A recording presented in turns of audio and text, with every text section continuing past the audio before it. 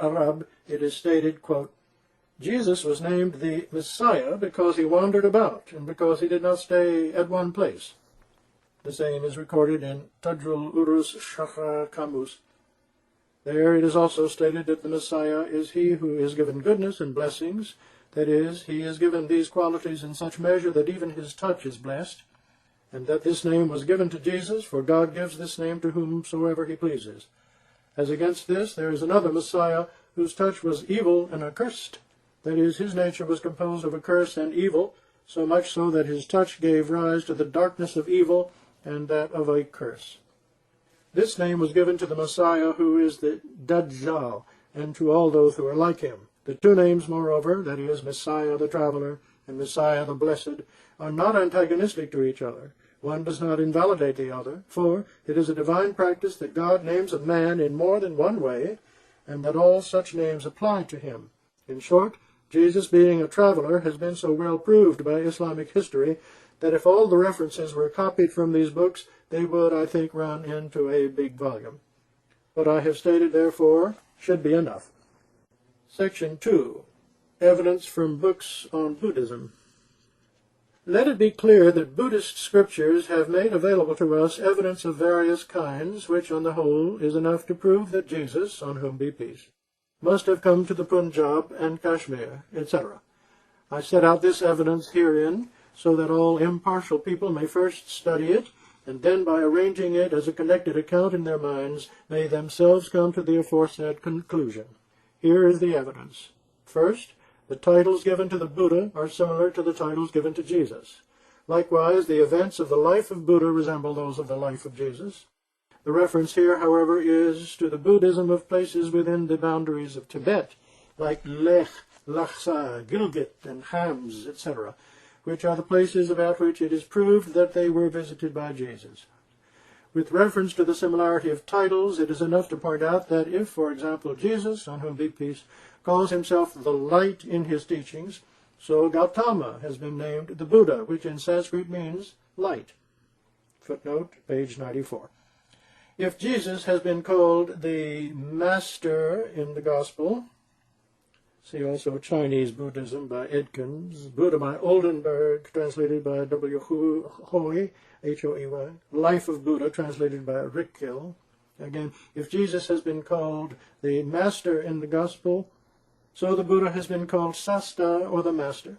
If Jesus has been called Blessed in the Gospels, so the Buddha has been named Sugt, that is, the Blessed. If Jesus has been called Prince, so has the Buddha been called Prince. Jesus has also been described by the Gospels as one who fulfills the object of his coming. So has the Buddha been called in Buddhistic scriptures Siddhartha, that is, one who fulfills the object of his coming. Jesus has also been called by the Gospels the refuge of the tired. So has the Buddha in Buddhistic scriptures been called Asarn Sarn, that is, the refuge of the refugeless. Jesus has also been called by the Gospels King, though he interpreted it as King of the Kingdom of Heaven, so also the Buddha has been called King. The similarity of events is proved by events such as these. Just as Jesus was tempted by the devil with the riches and kingdoms of the world, provided he prostrated himself to him, so was Buddha tempted when the devil said to him that he would give him the pomp and splendor of kings if he abandoned the severity of his living and returned home. But just as Jesus did not obey the devil, so it is recorded the Buddha did not obey him. See Buddhism by T.W. Rhys Davids and Buddhism by Sir Munir Williams. Footnotes as mentioned. This shows that the same titles which Jesus ascribes in the Gospels to himself have in Buddhistic books, which were compiled much later, been similarly ascribed to the Buddha. And just as Jesus was tempted by the devil, so these books claim that the Buddha also was tempted by the devil. Nay, the account of the temptation of the Buddha as stated in these books is longer than the account of the temptation of Jesus in the Christian Gospels. It is recorded that when the devil offered him the temptation of wealth and kingly honor, the Buddha was inclined to return home. He, however, did not obey this desire, but the same devil met him again one night, bringing with him all his progeny, and frightened him by frightful appearances. To the Buddha, these devils appeared like snakes which were emitting fire from their mouths. The snakes began to throw fire and poison toward him, but their poison was turned into flowers, and the fire made a halo around the Buddha.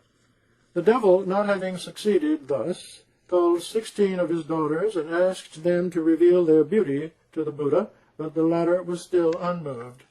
The devil was balked in his designs. He adopted other means, but was unable to do anything against the steadfast Buddha, who continued to travel through higher and higher stages of spirituality, and after a long night, that is, after severe and protracted trials, he overcame his enemy, the devil. The light of true knowledge dawned upon him, and with the coming of the morning, that is, as soon as his trials were over, he came to know all. The day this great battle ended was the day of the birth of Buddhism. Gautama was 35 years old then. He was called the Buddha, or the Light, and the tree under which he was sitting at the time came to be known as the Tree of Light. Now, if you open and see the Bible, you will find how the temptation of the Buddha resembles the temptation of Jesus, so much so that the Buddha's age was nearly the same at that time as the age of Jesus. As it appears from Buddhist literature, the devil did not appear to the Buddha in a corporeal, visible form. It was a spectacle seen only by the Buddha. The talk of the devil was an evil inspiration. That is, the devil, as he appeared to him, suggested to the Buddha that he, the Buddha, should abandon his course, that he should follow him, the devil, that the devil would give him all the wealth of the world. Likewise, the belief of Christian doctors is that the devil who appeared to Jesus did not come to him in a corporeal form. He did not come to Jesus as a human being, before the very eyes of the Jews, traversing the streets and lanes in his physical body and talking to Jesus so as to be audible to those present. On the contrary, the meeting was of the nature of a vision seen only by Jesus. The talk, too, was of the nature of inspiration. That is, the devil, as is his wont, put into his heart evil suggestions, but Jesus did not accept. He rejected the devil's inspiration. Now, it is worth pondering why there was so much resemblance between the Buddha and Jesus. The Aryas, in this connection, say that Jesus became acquainted with Buddhism in the course of his journeys in India, and having acquired knowledge of the fact of Buddha's life, made his gospel out of this on return to his native country. That Jesus composed his moral precepts by plagiarizing the moral teaching of the Buddha.